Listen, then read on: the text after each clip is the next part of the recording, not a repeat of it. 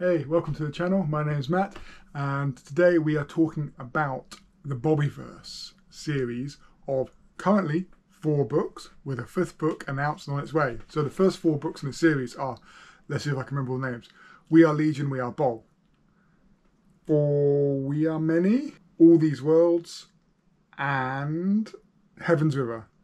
And then the 5th one that has just been announced, I think, is Not Till We Are Lost.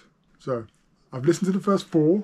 I listened to them because Ray Porter's a narrator, and he's a fabulous narrator. So I've listened to the first 4, and the 5th one has just been announced by the author.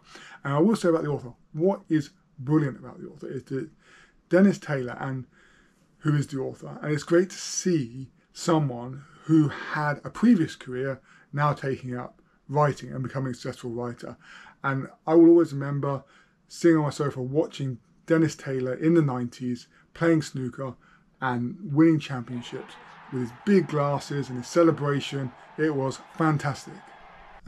Excuse me, but what are you talking about? What? You're talking about completely the wrong person.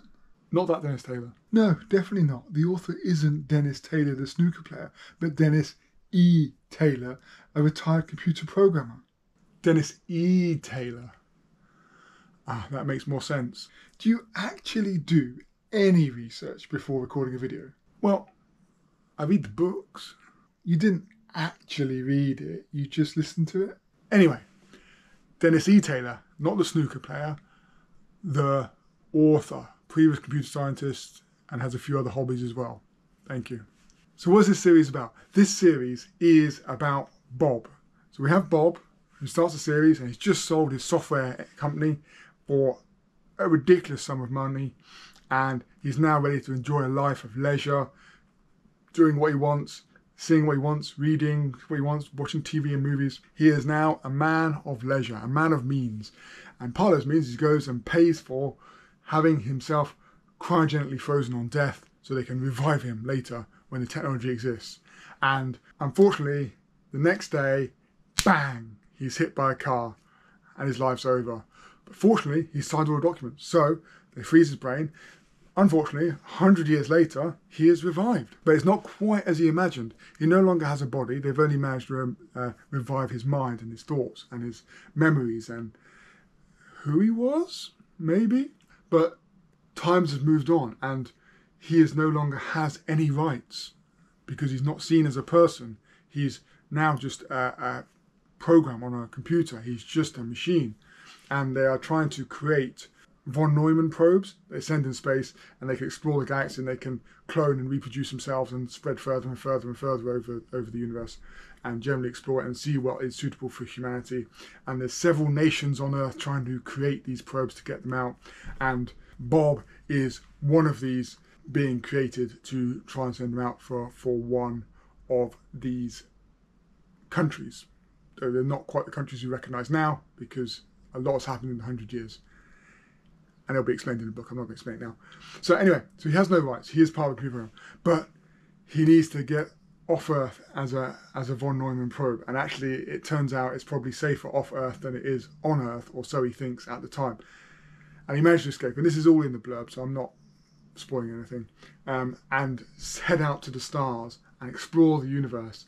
But as a probe. And then we get cloning. He has to clone himself to create more of him, and there's other countries that try to send probes out, and there's other things in space that don't particularly like being disturbed. So there's lots of adventure, and the Earth itself is in a pretty terrible state because the lack of humanity and human nature.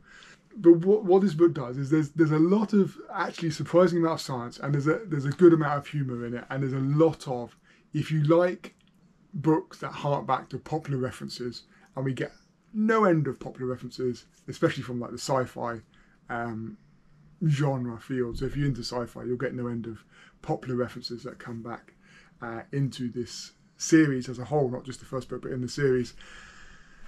And what this book does really, or these books do really well, is they give you quite a bit of science, they give you quite a bit of humour, but the humour, I wouldn't say, for me it wasn't laugh out loud funny, but it was bring a smile to your face kind of humour.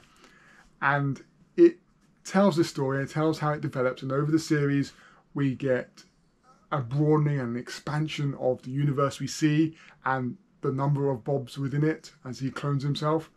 But what Dennis E. Taylor does really well and has progressed really well is he starts asking questions, and you start to think about, well, is Bob still Bob? Even though he's now this artificial computer program, is he still the original Bob? Or is he a different Bob? And does he have a soul? Or is he just a computer program? And then what about his clones? Are his clones the original Bob?